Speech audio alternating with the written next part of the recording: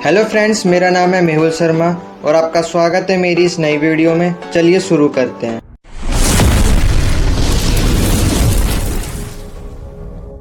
दोस्तों, आज हम करने वाले हैं आपका इमोशनल इंटेलिजेंस का पहला लेसन, जिसका नाम है fundamentals of emotional intelligence. Hindi में से बोलते हैं भावनात्मक बुद्धिमत्ता के मूल सिद्धांत। तो इस लेसन में आप जानने वाले कि इमोशनल इंटेलिजेंस क्या होता है और उसके क्या क्या फंडामेंटल्स होते हैं, क्या क्या सिद्धांत उसके होते हैं। तो जल्दी से चैनल को सब्सक्राइब कर दीजिए और वीडियो को लाइक कर दीजिए। और अगर आपको इसकी पीडीएफ चाहिए तो आपको टेलीग्राम पर मिल जाएगी, हिंदी और इंग्लिश दोनों में। अब देखिए, सबसे पहले हम देखने वाले हैं नेचर एंड सिग्निफिकेंस कि आखिर इमोशनल इंटेलिजेंस क्या होता है, उसका नेचर कैसा होता है और इसकी क्यों जरूरत होती है ना। आपको ये चैप्टर क्यों पढ़ाया जा रहा है ना, इमोशनल इंटेलिजेंस क्यों पढ़ाया जा रहा है, तो इसकी जरूरत क्या है ना, इसके बारे में हम इस चैप्टर में जानेंगे। तो देखिए, जो इमोशनल इंटेलिजेंस है एक टाइप की ऐसी एबिलिटी होती है जिसकी मदद से आपके जो इमोशंस है आप उनको रिकॉग्नाइज कर सकते हैं, समझ सकते हैं कि अपने इमोशंस को जान सकते हैं ना, उनको समझ सकते हैं और उनको मैनेज कर सकते हैं। किसकी मदद से? इमोशनल इंटेलिजेंस की मदद से। और साथ ही साथ आप अपने तो जान ही पाएंगे, लेकिन सामने वाले के क्या इमोशंस है ना, उसको भी आप समझ पाएंगे। वो दूसरा वाला क्या चाहता है ना, उसके इमोशंस क्या क्या है, उन सबको भी आप समझ सकेंगे। और देखिए, इमोशनल इंटेलिजेंस के अंदर क्या क्या आता है? Self awareness, self regulation, empathy और सोशल स्किल, जिनके बारे में अभी आप आगे और डिटेल में पढ़ेंगे, है ना। तो इमोशनल इंटेलिजेंस जब आप पढ़ेंगे तो उसमें आप जानेंगे कि सेल्फ अवेयरनेस क्या होता है, सेल्फ रेगुलेशन क्या होता है, एम्पैथी यानी सहानुभूति क्या होती है और सोशल स्किल्स क्या क्या होती हैं। और देखिए, जो इमोशनल इंटेलिजेंस होता है वो काफ़ी ज़्यादा सिग्निफिकेंट यानी ज़रूरी होता है, क्योंकि ये आपकी जो लाइफ है उसमें काफ़ी ज़्यादा इंपॉर्टेंट रोल प्ले करता है। चाहे वो आपकी पर्सनल लाइफ हो या प्रोफेशनल लाइफ हो, है ना। आपसे काम से जुड़ी हुई जो लाइफ होती है ना, जो भी आप प्रोफेशनली वर्क कर रहे हैं, और आपकी जो पर्सनल लाइफ है उसमें इमोशनल इंटेलिजेंस का काफ़ी ज़्यादा रोल होता है। क्योंकि इमोशनल इंटेलिजेंस की मदद से ही आप अपने इमोशन को कंट्रोल कर पाते हैं और आप खुद को जान पाते हैं ना, सेल्फ अवेयर हो पाते हैं, आप खुद को जान पाते हैं और अच्छाई से कि मैं क्या हूँ, कैसा हूँ, है ना। आप अपने इमोशंस को कंट्रोल कर पाते हैं, सामने वाले के इमोशंस को समझ पाते हैं और जैसे उसके इमोशन है उसके प्रति आप रिएक्ट भी कर पाते हैं। और देखिए, जितनी आपके अंदर इमोशनल इंटेलिजेंस होगी ना, जितने आप इमोशंस को कंट्रोल करना सीख जाएंगे, तो उससे आप क्या कर पाएंगे? आप सक्सेस हासिल कर पाएंगे ना, आप सफल होने की आपकी संभावनाएं ज्यादा बढ़ जाएंगी अगर आपने अपने इमोशंस पे कंट्रोल कर लिया तो, है ना। उससे आपकी जो कम्युनिकेशन है वो काफी ज्यादा इफेक्टिव हो पाएगी, है ना, क्योंकि आप सामने वाले के इमोशंस को भी समझ पाएंगे, है ना, वो क्या चाहता है ना, वो कहना क्या चाहता है। तो इससे जो कम्युनिकेशन है वो भी इफेक्टिव होगी और टीम वर्क है और लीडरशिप है उसमें भी आप काफी ज्यादा सक्सेस हासिल कर सकते हैं। अब देखिए, अगर आप किसी टीम के लीडर हैं तो आपका ये फर्ज बनता है कि आपका इमोशंस पे कंट्रोल हो, है ना। अगर किसी भी लीडर पे, है ना, कोई भी बॉस है ना, या फिर कोई भी जो एडमिनिस्ट्रेटिव चलाता है, अगर उसका खुद की इमोशंस पे कंट्रोल नहीं होगा तो ऐसे में काफी ज्यादा दिक्कत आ सकती है ना। लीडर वगैरह वही बनता है, लीडर हो, बॉस हो, किंग हो, है ना, वो ऐसे लोग वही बन पाते हैं जिनका अपने इमोशंस पे कंट्रोल हो पाता है ना। आप बड़े से बड़ा नेता देख लीजिए, बड़ा से बड़ा वो देख लीजिए ब्यूरोक्रेट, या कोई भी जो बड़ा आदमी होता है उसके इमोशंस पे कंट्रोल होता है ना। जितना भी बड़ा बिजनेसमैन होगा, है ना, उसके इमोशंस पे खुद का कंट्रोल होगा, जब भी वो इतनी सक्सेस पर पहुंच पाते हैं, इतनी ऊंचाइयों तक पहुंच पाते हैं ना। तो अगर आपको भी जीवन में सक्सेस हासिल करनी है ना, आपको भी सफल बनना है, तो आपका इमोशन पे कंट्रोल होना चाहिए। और इसलिए ही आपको ये सब्जेक्ट पढ़ाया जा रहा है, ताकि आप भी इमोशंस पे कंट्रोल करना सीख जाएं, आप खुद को जान पाए कि मेरे इमोशंस क्या क्या है ना, मैं कैसे रिएक्ट करता हूँ सामने वाले से, और सामने वाले के इमोशंस को भी समझ पाए, ताकि आप जीवन में सक्सेसफुल हो पाए। अब देख लेते हैं इनकी और सिग्निफिकेंट क्या क्या है। देखिए, पहला है सेल्फ अवेयरनेस यानी खुद को जानना। हिंदी में से बोलेंगे आत्म जागरूकता। तो देखिए, सेल्फ अवेयरनेस काफी ज्यादा जरूरी होता है, क्योंकि ये सबसे पहला प्रिंसिपल होता है ना, सबसे पहला सिद्धांत है इमोशनल इंटेलिजेंस का। सबसे पहले आप खुद को जानो, है ना, अपने इमोशंस को जानो, है ना। आप कैसे फील करते हैं अलग अलग सिचुएशन में, है ना। आप अपने इमोशंस पे कंट्रोल करना सीखिए। तो सबसे पहला जो आपका प्रिंसिपल या फिर सिद्धांत है वो है सेल्फ अवेयरनेस का। तो सेल्फ अवेयरनेस में यही होता है आपके जो भी इमोशंस है उनको आप रिकॉग्नाइज करें और उनको अंडरस्टैंड करें, है ना। आप पहले अपने इमोशंस को पहचानिए और उनको समझने की कोशिश कीजिए। अब अगला सिद्धांत होता है सेल्फ रेगुलेशन, है ना। अब आपने जान लिया कि आपके क्या क्या इमोशंस है ना, अपने खुद को समझ लिया, अपने इमोशंस को समझ लिया। अब उनको मैनेज करना भी जरूरी है ना, उनको कंट्रोल करना भी जरूरी है अपने इमोशंस को। अब देखिए आप इमोशंस को कंट्रोल कैसे कर सकते हैं। मान लीजिए कोई दूसरा बंदा है आपको चिढ़ा रहा है ना, आपको कुछ भी बोल रहा है, उल्टा सीधा बोल रहा है। अब उस टाइम पे आपका ना इमोशंस पे कंट्रोल होना चाहिए। आप ये नहीं कि धड़ धड़ धड़ उसको मारने लग गए है ना, उसने कुछ बोल दिया आपको मतलब उकसाया और आपने उसको मारना स्टार्ट कर दिया है ना। इससे क्या होगा कि वो भी आपको मारेगा और लड़ाई झगड़े से कुछ हासिल होता नहीं है। तो ऐसे में आपको इमोशंस पे कंट्रोल होना चाहिए। सामने वाला आपको कुछ भी बोल रहा है, आपको हाँ हाँ ठीक है करके या फिर उल्टा सीधा उसको भी बोल दिया ना मुंह से है ना, ऐसे करके आप इमोशंस पे कंट्रोल रखिए। ये नहीं सीधा उसको मारने लग गए है ना सामने वाले को। तो ऐसी सिचुएशन में देखा जाता है कि आप कैसे अपने इमोशंस को कंट्रोल कर पाते हैं और कैसे रिस्पॉन्ड करते हैं। अब अगला सिद्धांत होता है एम्पैथी यानी सहानुभूति। अब देखिए एम्पैथी में क्या होता है कि आप अपनी तो समझ गए आपके इमोशंस क्या क्या, उन सबको समझ लिया। अब एम्पैथी में आप सामने वाले के इमोशंस को समझते हैं ना, उसके क्या क्या इमोशन है ना, उसको समझते हैं और उसके साथ अपने इमोशंस भी शेयर करते हैं। एग्जाम्पल के लिए जैसे कि मान लीजिए आपके दोस्त के पिताजी गुजर गए, तो आप उससे कहते हैं ना अपने दोस्त से कि मैं आपके साथ खड़ा हूँ, मैं आप मेरी सहानुभूति आपके साथ है। यानी आप क्या कर रहे हैं, उसको इमोशन अपने इमोशंस को उसके साथ शेयर कर रहे हैं और उसके जो भी इमोशंस है उसको भी आप समझ रहे हैं ना, कि वो दुखी है या खुश है, जो भी है उसके इमोशंस को समझ रहे हैं। अगला है सोशल स्किल्स। अब देखिए अगर आप इमोशनल इंटेलिजेंस का इस्तेमाल करते हो, सोशल स्किल्स का भी इस्तेमाल करेंगे, यानी जैसे कम्युनिकेशन करेंगे, तो काफी ज्यादा इफेक्टिव कम्युनिकेशन आप कर पाएंगे है ना। जैसे कि उसी को एग्जांपल को लेते हैं, मान लीजिए आपके दोस्त के पिताजी गुजर गए, अब आप उससे कम्युनिकेट कर रहे हैं, तो एक इफेक्टिव कम्युनिकेट कैसे करेंगे, जब आप इमोशनल इंटेलिजेंस का इस्तेमाल करेंगे। आपने खुद के इमोशंस को समझ लिया, सामने वाले के इमोशंस को भी समझ लिया। अब उसके इमोशंस को समझते हुए आपको कम्युनिकेशन करनी है ना। ये नहीं कि आप मुस्कुराते हुए हंस हंस कर कम्युनिकेशन करेंगे, नहीं, आप उसके इमोशंस को समझेंगे कि हाँ वो दुखी है, तो ऐसे कम्युनिकेट करेंगे ताकि आप भी उसको भी अपने इमोशंस जता सके कि हाँ मुझे भी आपके लिए दुखी लग रहा है, मैं आपके लिए दुखी हूँ, मुझे भी आपके लिए बुरा लग रहा है। तो ऐसे कम्युनिकेट करेंगे है ना, ताकि आपकी जो कम्युनिकेशन है वो इफेक्टिव हो जाए। तो इसमें आपको सोशल स्किल्स का भी इस्तेमाल करना है और इसकी वजह से क्या होता है कि आप एक पॉजिटिव रिलेशनशिप को बिल्ड कर पाते हैं सामने वाले के साथ। अगला है पर्सनल एंड प्रोफेशनल सक्सेस। तो जैसे कि मैंने आपको बताया कि अगर आपको लाइफ में सफलता हासिल करनी है तो आपका इमोशंस पर कंट्रोल होना चाहिए। आपको भविष्य में कोई भी अगर मतलब अच्छी पोस्ट मिल सकती है ना, कोई भी बड़ी पोस्ट मिल सकती है, तो ऐसे में आपका इमोशंस पर कंट्रोल होना चाहिए। आपको मान लीजिए आपकी खुद की टीम है, आप टीम को लीड कर रहे हैं ना, तो आप अगर टीम के लीडर है तो ऐसे में भी आपको इमोशंस पर कंट्रोल होना चाहिए, क्योंकि आपको पूरी की पूरी टीम को मैनेज करना है। अगर आप खुद के इमोशंस पर कंट्रोल नहीं कर पाएंगे तो आपकी टीम बिखर जाएगी। मान लीजिए आप टीम को मैनेज कर रहे हैं और टीम के बंदे ने कोई छोटी सी गलती कर दी और आपने उसको कितना ज्यादा सुना दिया, तो ऐसे में वो टीम का बंदा बुरा मान जाएगा, टीम छोड़ के चले जाएगा है ना। तो ऐसे में आपको इमोशंस पे कंट्रोल होना चाहिए, आपको उसको समझाना चाहिए। अगर उसने कोई गलती भी कर दी है तो उसको समझाना चाहिए कि आपको ऐसा नहीं करना चाहिए था ना। उसका मतलब ऐसे नहीं कि उसको डांट टूट के भगा दिया ना, इसी कहते हैं इमोशंस पे कंट्रोल करना। आपको उसको समझाना चाहिए है ना, उसको और वो ट्रेनिंग वगैरह देनी चाहिए है ना।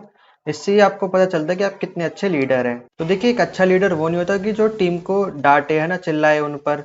एक अच्छा लीडर वो होता है कि मतलब पूरी टीम को साथ लेकर चले है ना, उनके भी इमोशंस को समझे, उनकी भी भावनाओं को समझे और उनके साथ एक अच्छा रिलेशनशिप बिल्ड करे, तभी एक अच्छा लीडर कोई लीडर बन पाता है। अब देखिए इमोशनल इंटेलिजेंस के ना 3 मॉडल होते हैं है ना, एबिलिटी के आधार पर होता है, ट्रेड के आधार पर और एक मिक्स्ड होता है ना। तो हम तीनों को बारी बारी समझेंगे इन मॉडल्स को। तो जो हमारा सबसे पहला मॉडल है वो है एबिलिटी के आधार पर यानी क्षमता के आधार पर। तो देखिए ये वाला जो मॉडल है इमोशनल इंटेलिजेंस का, जो एबिलिटी मॉडल है, इसको 2 साइकोलॉजिस्ट द्वारा प्रपोज किया गया था। एक का नाम था जॉन डी मेयर और दूसरे का नाम था पीटर सेलोवी। तो इन्होंने जो अपना मॉडल प्रपोज किया था उसमें 4 ब्रांचेस थी, जैसे कि आपको इमेज में भी दिख रहा है ना, ये 4 ब्रांचेस हैं। तो देखिए पहली ब्रांच है परसीविंग इमोशंस, दूसरा है using emotions to facilitate thoughts, तीसरा है अंडरस्टैंडिंग इमोशंस और चौथा है मैनेजिंग इमोशंस। तो देखिए परसीविंग इमोशंस का मतलब है भावनाओं को समझना है, इमोशंस को समझना। जैसे कि सेल्फ अवेयरनेस था ना, जिसमें आप इमोशंस को समझते हैं, तो यहाँ पर भी इन्होंने वही कहा है, बस नाम चेंज कर दिया, परसीविंग इमोशंस है। परसीविंग इमोशंस का मतलब ही सेल्फ अवेयरनेस है। और अगला था using emotions to facilitate thoughts, मतलब आप इमोशंस की मदद से अपने थॉट्स को भी फैसिलिटेट कर सकते हैं। एग्जाम्पल के लिए कि मान लीजिए आप खुश है ना, आप स्माइल कर रहे हैं, तो आप जो सोचेंगे ना वो भी क्या होंगे, मतलब पॉजिटिव थॉट्स होंगे। अब मान लीजिए आप उदास हैं, दुखी हैं है ना, आपका जो मतलब जो चेहरा है वो लटका हुआ है, तो आपके जो थॉट्स आएंगे ना मन में वो भी क्या होंगे, काफी ज्यादा नेगेटिव थॉट्स होंगे है ना। तो ये आपके इमोशंस पे डिपेंड करता है कि आपके थॉट्स कैसे होंगे। अगर आप खुश हैं है ना, मुस्कुरा रहे हैं, तो आपके थॉट्स भी पॉजिटिव होंगे। और अगर आपका चेहरा लटका हुआ है, आप उदास है, तो आपके जो थॉट्स है वो भी नेगेटिव थॉट्स आएंगे। तो आपके जो इमोशंस है ना वो आपके थॉट्स पर भी इम्पैक्ट डालते हैं। और तीसरा है अंडरस्टैंडिंग इमोशंस। अब आपको इमोशंस को समझना पड़ेगा। अब देखिए, अगर आपको आपका कोई भी फ्यूचर का गोल है कि आपको ये चीज अचीव करनी है, तो आपका इमोशंस पे उसके लिए कंट्रोल होना चाहिए, है ना। आप उसके लिए अगर आपको थॉट्स पॉजिटिव रखनी है कि हाँ मैं ये कर सकता हूँ, तो उसके लिए आपको इमोशंस पे कंट्रोल होना चाहिए। आपको इमोशंस को समझना पड़ेगा कि मुझे अगर ये चीज हासिल करनी है तो मेरे इमोशंस कैसे होने चाहिए। मान लीजिए अगर आपको पुलिस की नौकरी चाहिए, है ना, तो उसके लिए आपके इमोशंस कैसे होने चाहिए। आपको छोटी छोटी बातों पे गुस्सा नहीं आना चाहिए, है ना। और आपको हमेशा मतलब जो आपका चेहरा है बिल्कुल खिलखिलाना चाहिए, मुस्कुराना चाहिए, क्योंकि आप पुलिस की नौकरी करेंगे तो आपको पब्लिक से डील करना पड़ेगा, है ना, लोगों से मिलना पड़ेगा। तो आप लोगों से मिलेंगे तो आप लटके हुए चेहरे से तो मिल नहीं सकते, है ना। आपका स्माइल होनी चाहिए मुंह पे, है ना, एक अच्छी सी मतलब खिलखिला हुआ मुंह होना चाहिए। तो ऐसे में आपका इमोशंस पे कंट्रोल होना जरूरी है ना। और अगला वही है मैनेजिंग इमोशंस। आपको इमोशंस को मैनेज करना भी आना चाहिए। अब ये नहीं कि 24 घंटे आप हंसते ही रहते हैं, है ना, ऐसा भी नहीं होना चाहिए, नहीं तो फिर कोई आपको सीरियसली भी नहीं लेगा, है ना। आपको थोड़ा मतलब सीरियस मोड में भी रहना चाहिए। सीरियस के टाइम पे सीरियस रहिए, जब खुशी का मौका है तो आपको स्माइल करना चाहिए, और जब दुखी का माहौल है तो आपको थोड़ा उदास भी होना चाहिए। तो आपको इमोशंस को भी मैनेज करना आना चाहिए, किसके साथ कैसे इमोशंस आपको सामने वाले को दर्शाने हैं, उस पे आपको कंट्रोल होना चाहिए इमोशंस पे। तो देखिए, ये जो चारों चीज है ना, ये जो मैंने आपको चारों ब्रांच बताई एबिलिटी मॉडल की, ये मेनली इंटरपर्सनल रिलेशनशिप पे फोकस करती हैं, है ना। इंटरपर्सनल रिलेशनशिप मतलब आपका और आपके खुद के प्रति कैसा रिलेशनशिप है ना, आपका खुद से कैसा रिलेशनशिप है, उस पे ये ज्यादा कंट्रीब्यूट करती हैं, और आपकी जो ओवरऑल इमोशनल वेलबींग है उसको भी इफेक्टिव बनाती हैं। अगला है ट्रेट मॉडल, जिसे हिंदी में लक्षण या गुण मॉडल भी बोला जाता है। तो देखिए, जो ट्रेट मॉडल था इसको प्रपोज किया गया था एक साइकोलॉजिस्ट द्वारा, जिनका नाम था कॉन्स्टेंटिनोस वी पेट्रिडिस, और इसको करा था 2001 में प्रपोज किया गया था। और आपको इनकी इमेज भी दिख रही होगी, इन्होंने 2001 में ये ट्रेट मॉडल प्रपोज किया था। और और पहले भी जो मैंने आपको साइकोलॉजिस्ट दिखाए हैं ना, वो सारे मतलब मोस्टली अमेरिकन ही थे। अब देखिए, इन्होंने भी अपने मॉडल में 4 कंपोनेंट बताए। कौन कौन से थे वो? वेलबिंग, इमोशनैलिटी, सोशेबिलिटी और सेल्फ कंट्रोल। और देखिए, अगर पेपर में ये मॉडल बनाने को आते हैं तो आपको मेनली इनके जो कंपोनेंट है वो पता होना चाहिए। जैसे कि ऊपर वाले में मैंने जो आपको 4 कंपोनेंट बताए, और इस मॉडल के जो 4 कंपोनेंट बताए, तो ये आपको पता होना चाहिए, है ना। और अगर पेपर में आप ये डायग्राम भी बना के आ सकते हैं। तो देखिए, ये जो साइकोलॉजिस्ट थे इन्होंने बताया कि आप इमोशनल इंटेलिजेंस की मदद से आप वेलबिंग कर सकते हैं। वेलबिंग मतलब होता है भलाई करना। आप खुद का भी भला कर सकते हैं और सामने वाले का भी भला कर सकते हैं। अब देखिए, ट्रेट का मतलब है लक्षण या गुण। तो ट्रेट एक ऐसी क्वालिटी, एक ऐसी एबिलिटी होती है जो आपके माता पिता से आती है ना, जनरेशन टू जनरेशन जाती है। इसलिए इस मॉडल का नाम ट्रेट मॉडल रखा गया है, क्योंकि जो आपके माता पिता का जो इमोशनल इंटेलिजेंस होगा वही आपके अंदर भी आएगा, है ना। अगर आपके माता पिता ज्यादा गुस्सैल है ना, ज्यादा गुस्से में रहते हैं, तो ये हो सकता है कि जो उनका बेटा होगा वो भी ज्यादा गुस्से में होगा ना, उसका भी जो इमोशंस होगा वो ज्यादा गुस्से वाला होगा। या मतलब किसी के माता पिता बहुत शांत रहते हैं ना, शांत स्वभाव के रहते हैं, तो उसके जो बेटे का जो नेचर होगा ना, अगली जनरेशन का जो नेचर होगा वो भी शांत स्वभाव का हो सकता है। तो देखिए, इन्होंने जो अपना दूसरा कंपोनेंट बताया है इमोशनैलिटी, तो इसका मतलब होता है कि कोई भी व्यक्ति अपना जो इमोशंस वो रिस्पॉन्ड कर रहा है ना, इमोशंस को दर्शा रहा है, तो कितनी इंटेंसिटी में दर्शा रहा है ना, कितनी मतलब उसकी इंटेंसिटी है। इंटेंसिटी का मतलब, मान लीजिए किसी की डेथ हो गई है ना, अब वो देखा जाता है कि मतलब बहुत ज्यादा रो रहा है, कम रो रहा है, या नॉर्मल तरीके से रो रहा है ना। तो इसमें इमोशंस की इंटेंसिटी को देखा जाता है। तो इन्होंने इमोशनैलिटी की वजह से ये समझा रहे हैं कि अगर माता पिता उसके ज्यादा गुस्सैल हैं, तो ये भी हो सकता है कि बच्चा बहुत ही ज्यादा गुस्सा करे, या माता पिता शांत रहते तो ये होता है कि बच्चा बहुत ही ज्यादा शांत रहे, है ना। तो इन्होंने ये कंपोनेंट को ऐड करा है। अगला है सोशेबिलिटी यानी सामाजिकता। तो सोशेबिलिटी एक टाइप की ऐसी एबिलिटी है जिसकी मदद से जो पर्सन है वो अपने आप को समाज में अच्छी तरीके से घुला मिला लेता है। देखिए, आपने ऐसे देखा होगा ना, एक व्यक्ति ऐसा है जो बिल्कुल घर में बैठा रहता है, कहीं भी नहीं जाता, है ना, किसी भी शादी यानी पार्टी कोई भी फंक्शन हो रहा है उसमें नहीं जाता। और एक ऐसा व्यक्ति जो हर जगह जाता है और किसी के साथ बात कर लेता है आराम से, किसी के साथ भी घुल मिल लेता है ना। तो ये उसकी एक तरीके से एक एबिलिटी तो है। अच्छा, आपने ये वर्ड सुना होगा एक्सट्रोवर्ट और इंट्रोवर्ट। तो इन दोनों में मतलब अंतर क्या होता है ना, इंट्रोवर्ट क्या होता है, जिसका मतलब जो अच्छे से घुल मिल नहीं पाता, जिसको कोई भी बात करने में हेजिटेशन होती है ना, किसी से भी अच्छे से खुलकर बात नहीं कर पाता। वहीं पे जो एक्सट्रोवर्ट है वो किसी से भी बात कर लेता है ना, किसी से भी घुल मिल लेता है। क्यों मिल पाता है? क्योंकि उसका अपने इमोशंस पे कंट्रोल होता है ना, उसे पता है किसी से कैसे बात करनी होती है ना, उसके दूसरे वाले इमोशंस को अच्छी तरीके से वो जान पाता है, दूसरे के इमोशंस को। तभी तो वो एक्सट्रोवर्ट है ना। तो यही एबिलिटी सोशेबिलिटी होती है। और अगला होता है सेल्फ कंट्रोल, यानी खुद पर आपका काबू होना। यानी जो आपके लिए अच्छा है ना, सिर्फ आप वही काम करें, है ना। तो आपके इमोशंस पर खुद पे कंट्रोल होना चाहिए। अब मान लीजिए आपको पढ़ाई करनी है और आप इंस्टा चला कर बैठ गए, है ना, इंस्टा चलाने लग गए। तो इससे क्या पता चलता है कि आपका खुद के इमोशंस पे काबू नहीं है, आपका दिमाग जहाँ ले जा रहा है वहां पे चले जा रहे हैं, है ना। तो आपका खुद पे कंट्रोल होना चाहिए। अगर आपके खुद का कंट्रोल है, सेल्फ कंट्रोल है, अगर आपको पता है कि मैं क्या कर रहा हूँ, मेरे लिए क्या सही है क्या गलत है, तो जब भी आपको सक्सेस मिल पाएगी, है ना। और देखिए ये जो ट्रेट मॉडल है ना, ये इंडिविजुअल की एबिलिटी पे जोर देता है ना, उस पर ध्यान देता है, उस पर फोकस करता है।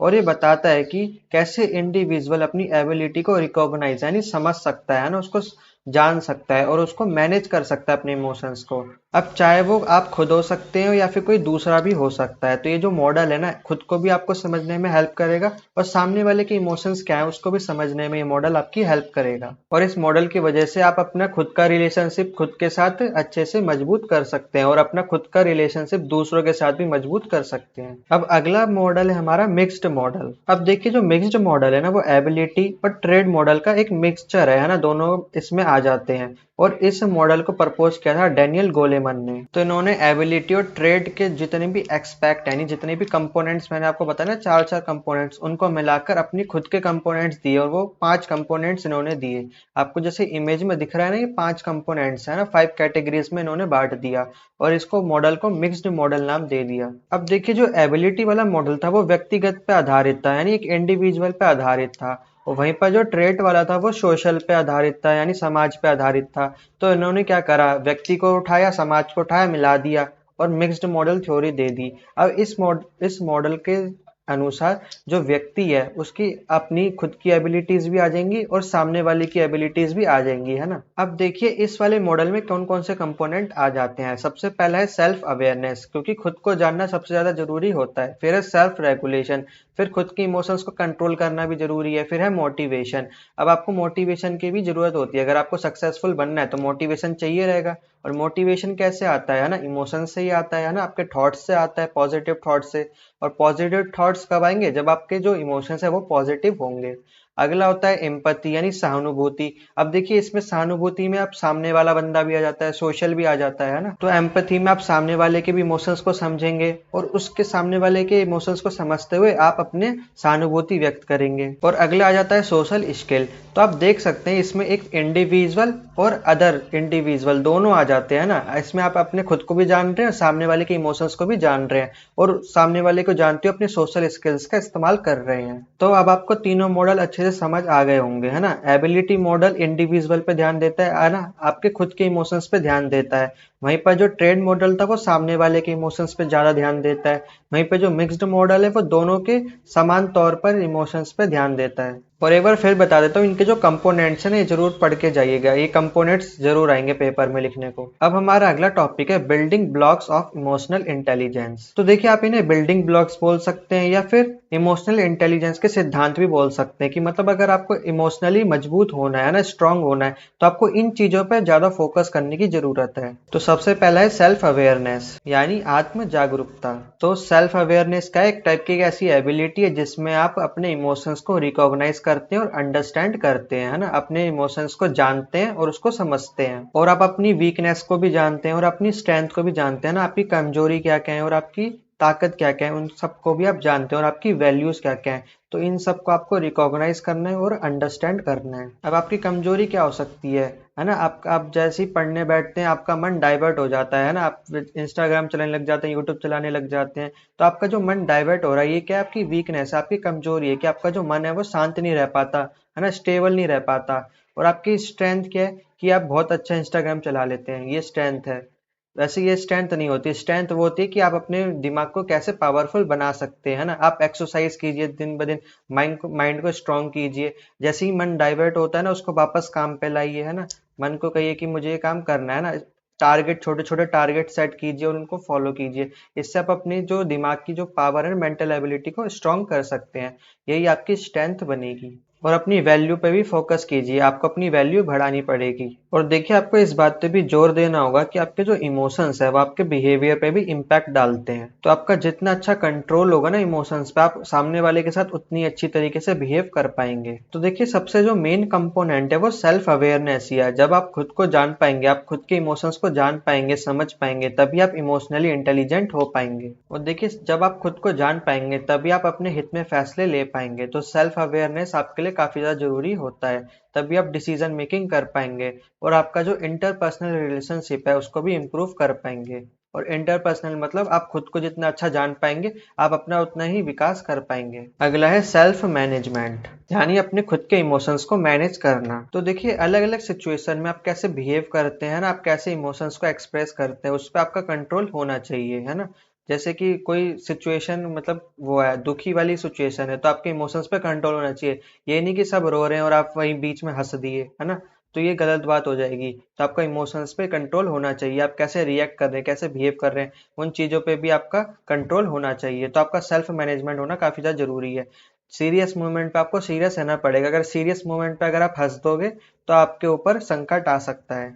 और देखिए, आपको सेल्फ मैनेजमेंट सीखना होगा ना, इस एबिलिटी को सीखना पड़ेगा कि आपको कैसे सिचुएशन में कैसे रिएक्ट करना होता है ना। तभी आप अपने स्ट्रेस को हैंडल कर पाएंगे, है ना। अलग अलग जो स्ट्रेस आपके जीवन में आता रहता है, काफी लोग डिप्रेशन में चले जाते हैं ना। तो डिप्रेशन जैसी कोई चीज ही नहीं होती। अगर आप अपने इमोशंस को कंट्रोल करना सीख गए तो आपको कभी भी डिप्रेशन नहीं हो सकता। और आप हमेशा एक पॉजिटिव आउटलुक रखेंगे, यानी आपका जो चेहरा ना वो हमेशा खिलखिलाता रहेगा, हंसता रहेगा। अगर आपने अपने इमोशंस को कंट्रोल करना सीख लिया तो, और आप कभी भी डिप्रेशन में नहीं जा पाएंगे। तो अगर आपने सेल्फ मैनेजमेंट स्किल को अगर अच्छे से डेवलप कर लिया है अपने अंदर, तो ये आपकी काफ़ी ज़्यादा मदद करेगी ये स्किल। अगर ना आपको अपने लाइफ में कई सारे जो मेन मुद्दे हैं उस पर डिसीजन लेने पड़ते हैं, तो उसमें ये आपकी अच्छे से हेल्प करेगा, अच्छे अच्छे डिसीजन लेने में मदद करेगा आपका सेल्फ मैनेजमेंट स्किल। अगला है सोशल अवेयरनेस। अब देखिए, सेल्फ अवेयरनेस में आपने खुद को तो जान लिया, अब आपको दूसरे को भी तो जानना पड़ेगा। उसके क्या इमोशंस है ना, वो कैसा फील कर रहा है, उसको भी आपको जानना पड़ेगा। तो सोशल अवेयरनेस में आप किसी दूसरे यानी अदर पर्सन की फीलिंग को, और वो कैसा इसके इमोशंस है, वो कैसे फील कर रहा है, उसको आप जानते हैं। अब देखिए, अगर आपको सामने वाले के साथ एक अच्छा रिलेशनशिप बिल्ड करना है तो आपको उसकी फीलिंग्स के बारे में पता होना चाहिए। वो क्या चाहता है आपसे वो भी आपको पता होना चाहिए, उसके इमोशंस के बारे में पता होना चाहिए। और देखिए, एम्पैथी यानी सहानुभूति के माध्यम से आप सामने वाले के साथ एक पॉजिटिव कनेक्शन को बिल्ड कर सकते हैं। और देखिए, जो सोशल अवेयरनेस यानी सामाजिक जागरूकता की जो आपकी जो एबिलिटी है, ये आपको एक एक्सट्रोवर्ट भी बनाती है ना, आपको लोगों में घुलने मिलने की एक एबिलिटी देती है। अगला है रिलेशनशिप मैनेजमेंट। अब देखिए, आपने सामने वाले के साथ रिलेशनशिप बना तो लिया, अब आप उसको मैनेज भी तो करोगे, है ना। उसको मैनेज करना भी जरूरी है। तो रिलेशनशिप मैनेजमेंट का मतलब है कि आप सामने वाले के साथ जिसके आप रिलेशनशिप में हो, तो उसके साथ आप इफेक्टिवली कम्युनिकेट करें, है ना। उसके कोई भी अगर आपकी दिक्कत है, आपके बीच में कोई भी कॉन्फ्लिक्ट चल रहा है, तो उसको रिजॉल्व करें, है ना। कोई भी लड़ाई झगड़ा चल रहा है उसको समाप्त कर दीजिए, और आपस में एक दूसरे के साथ समझौता कर लीजिए और एक अच्छा स्ट्रांग कनेक्शन को बिल्ड कीजिए, चाहे वो पर्सनल हो या फिर आपकी प्रोफेशनल लाइफ में हो ना। जो भी आपका एक अच्छा रिलेशनशिप है उसको आपको मैनेज करना आना चाहिए। क्योंकि देखिए, रिश्ते बनाने काफी ज्यादा मुश्किल होते हैं लेकिन रिश्ते तोड़ने काफी ज्यादा आसान होते हैं। तो आपको कोशिश करनी चाहिए कि रिश्ता बना रहे, है ना। जल्दी से टूटना नहीं चाहिए। तो आपको रिलेशनशिप मैनेजमेंट आनी चाहिए। तो यहीं पे हमारा चैप्टर फिनिश होता है। तो आशा करता हूँ मैंने आपको जितना भी पढ़ाया आपको अच्छे से समझ आ गया होगा। अगर आपको कुछ पूछना है तो आप कमेंट कर सकते हैं, और वीडियो कैसी लगी वो भी आप कमेंट करके बता सकते हैं। और अगर आप पहली बार आए हैं तो जल्दी से सब्सक्राइब कर दीजिए और वीडियो को लाइक कर दीजिए और शेयर करना ना भूलिएगा। और अगर आपको इसकी पीडीएफ चाहिए तो आपको टेलीग्राम पे मिल जाएगी, हिंदी और इंग्लिश दोनों में। मैं मिलता हूँ आपको इसकी नेक्स्ट वीडियो में, तब तक के लिए जय हिंद।